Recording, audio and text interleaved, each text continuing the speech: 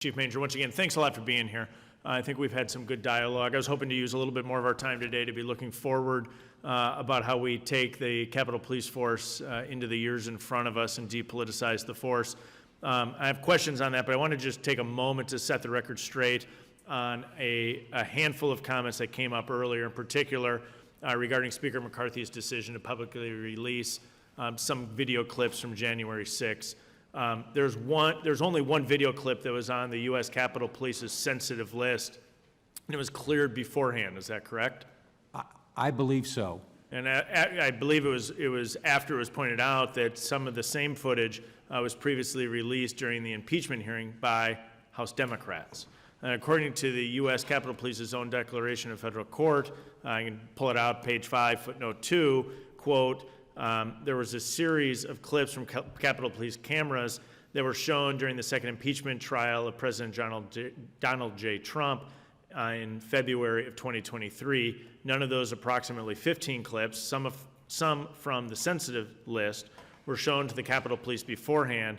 The impeachment managers simply requested the clips and they were provided, end quote. Meaning that Democrats in the House took the clips, provided them, and did not have them be reviewed prior to release by Capitol Police. I'd also like to correct the record on a claim made that Speaker McCarthy and Acting House Sergeant at Arms Bill McFarland are politicizing Capitol security. Specifically, there's a mention of the fencing around the Capitol ahead of the State of the Union. I'd like to submit for the record questions for the record from Mr. McFarland at his recent hearing in front of this committee. Without objection, so ordered.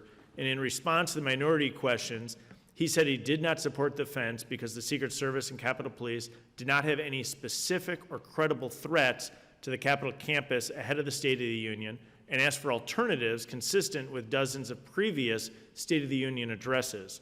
I think this stands in sharp contrast to requests from former chief ahead of the January 6, 2021, where actionable intelligence existed, yet his request for assistance was rejected under the previous majority.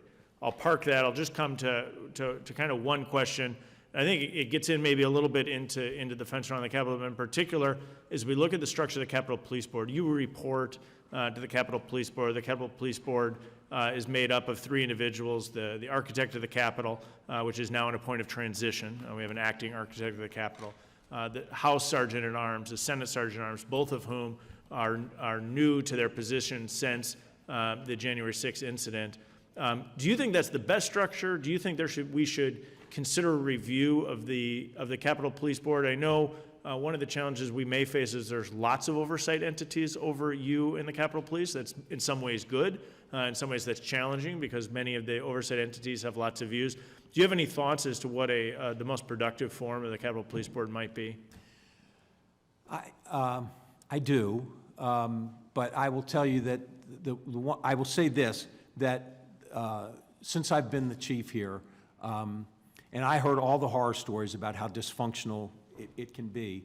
The board. Congress or the Capitol Police Board? The Capitol Police Board. Okay, because Congress can also be dysfunctional. Continue on, sir. I'm speaking about the Capitol Police Board, but I will tell you that I have not generally experienced the kind of dysfunction that previous chiefs, some of whom are friends of mine, who gave me an earful before I took this job about what I could expect. But we've talked about, it was mentioned earlier about the politicization of security and that sort of thing. Look, all I ask is that I don't want to have to be, squeezed by partisan political issues. And if the board can buffer the police chief, to allow the police chief to run the police department in the best interest of the members of Congress and our mission, that's what I'm asking for. And typically that's what this police board, this Capitol Police Board has been very good about that.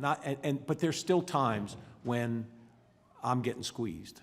Thank you very much. And let me just reiterate how appreciative we are of all of the men and women who serve in the Capitol Police Department for the service that they provide protecting this institution, as well as police officers across the country during Capitol Police Week.